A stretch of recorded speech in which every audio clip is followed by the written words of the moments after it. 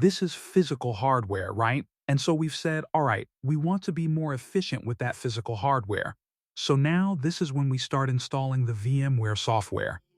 The first three pieces, and these are the most important ones, are going to be the three layers that sit on top that virtualize our infrastructure as a service solutions.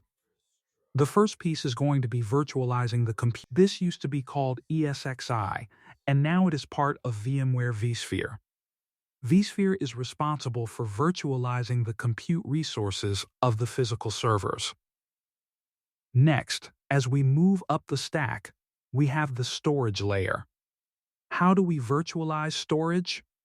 We use VMware vSAN. vSAN transforms local storage resources into a shared software-defined storage. The third piece of our infrastructure as a service architecture is networking. How do we virtualize networking? VMware provides NSX. NSX allows organizations to create software-defined networking, microsegmentation, and advanced network security.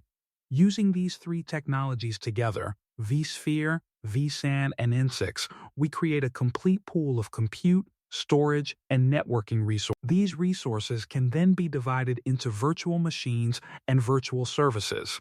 This is what VMware calls the software-defined data center.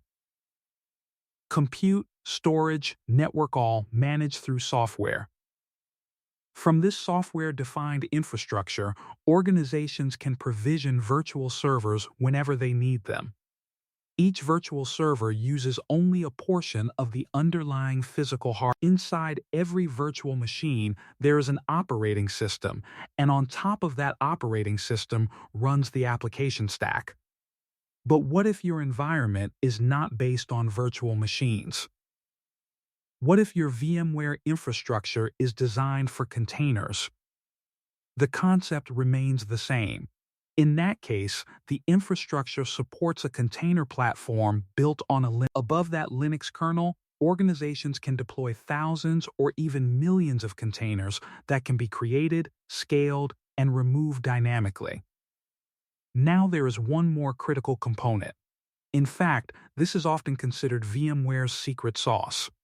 How do you control all these components together? The answer is VMware vCenter. vCenter serves as the centralized management platform for the entire VMware environment.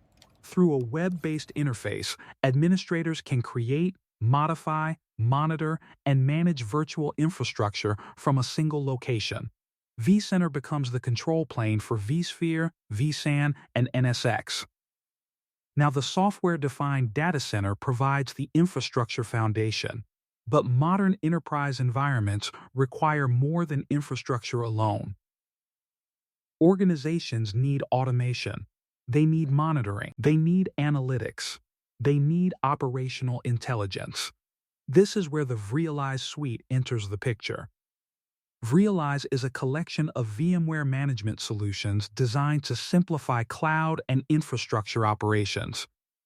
Two of the most commonly discussed components are vReliase Automation and vReliase Operations. vReliase Automation focuses on automating infrastructure. It can automatically deploy virtual machines, automatically deploy containers, perform workload balancing, move virtual machines between hosts, resize resources when needed, and automate repetitive operational processes. In short, it becomes the automation engine for the data center.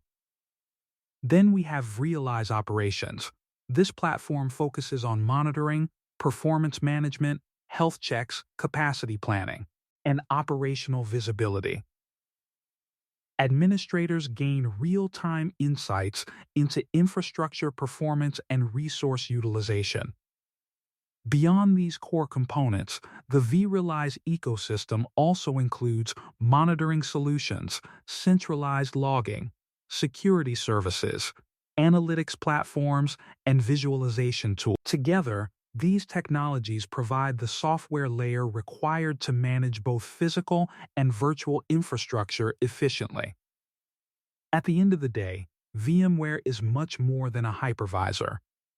It is a complete enterprise platform built around compute, storage, networking, management, automation, monitoring, and cloud operations.